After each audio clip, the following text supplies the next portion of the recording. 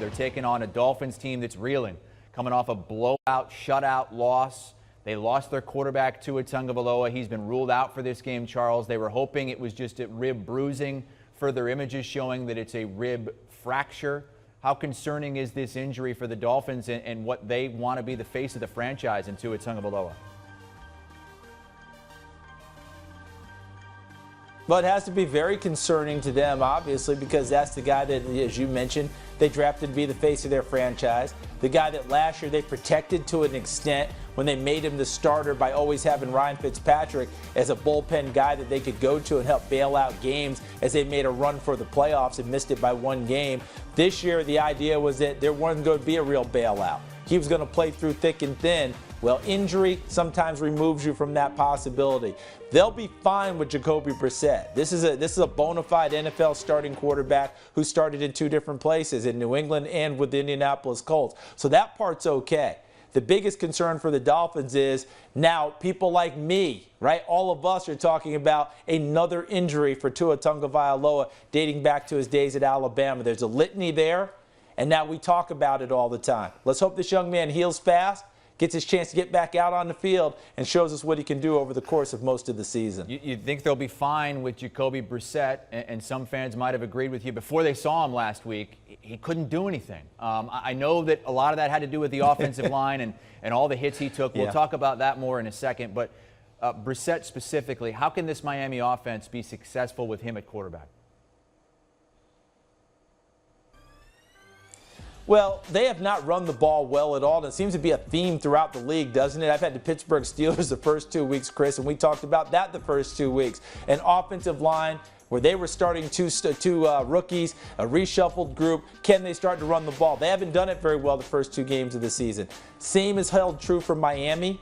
Heavy rumors we're hearing now about some offensive line shuffle going there. There's been talk about a really radical offensive line shuffle. I think there might be a small one. I think Liam Eichenberg, the rookie out of Notre Dame, wound up starting at guard in this ball game.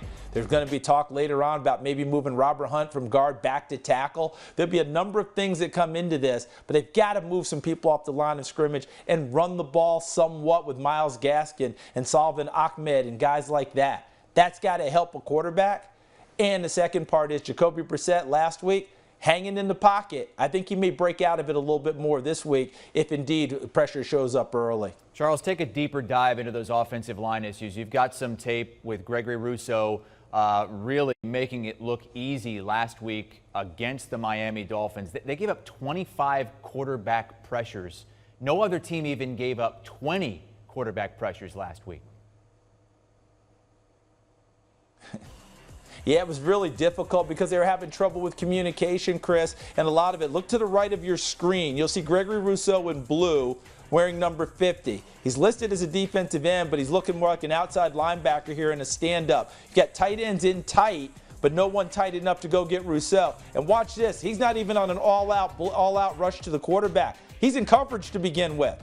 Drops in coverage, reads the crosser across the middle, and when that crosser breaks out of his plane, now he takes his focus back to the quarterback. So Brissett trying to find an open receiver. You see they're covered downfield. Nowhere to go. Russo, no responsibility in coverage now. He goes and gets Brissett and puts him on the ground with his speed. Russo was a safety in high school before moving to defensive end. You saw it on display there. Here's the second one. Again, on the right side of your screen. Take it to the right side, standing up. Now he'll go into a three-point stance when he goes down.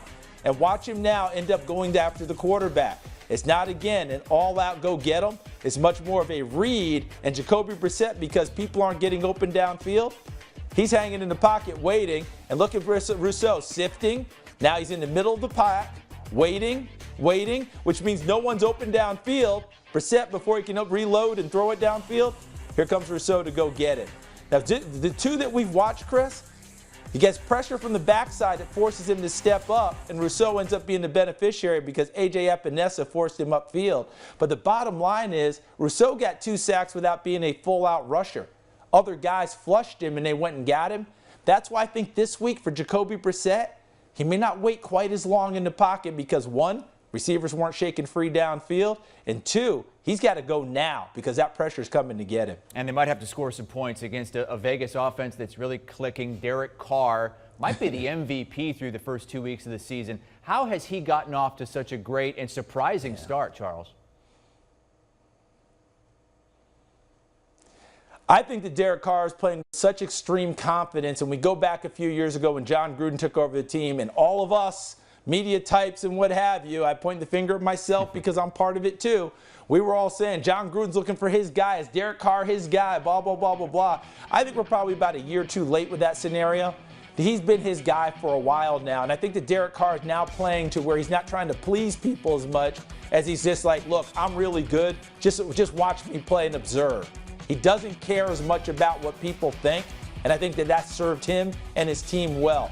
Excellent thrower, moving better in the pocket, great play caller along with John Gruden reading defenses now, and he has the weapons at his disposal. Tight end Darren Waller draws attention whether he's getting the ball or not.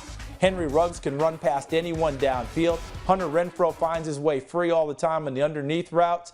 Foster Morrow, the backup tight end, can go catch the football now, and he can throw it out of the backfield to Kenyon Drake. But heck, Brian Edwards has really come along after an ankle injury last year.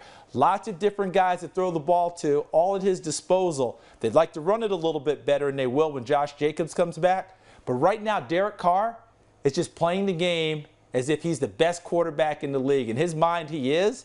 And right now, it's hard to argue against him. That MVP talk is legitimate. And favored to get to 3-0 this weekend at home against the Miami Dolphins. Charles Davis going to be on the call for that one. Safe travels out there to Vegas. Charles, let's look at the CBS slate. That's one of the late games. We don't have the doubleheader, so if you get one of these early games, you're not going to get that late game, Dolphins at Raiders at 4:05, or that Jets at Broncos game 4:05. Coincidentally, those are the only two unbeaten teams in the AFC anymore, the Raiders and the Broncos. The early slate highlighted by the Colts and Titans and Chargers at Chiefs. Justin Herbert against Patrick Mahomes. This Sunday on CBS and streaming on Paramount+.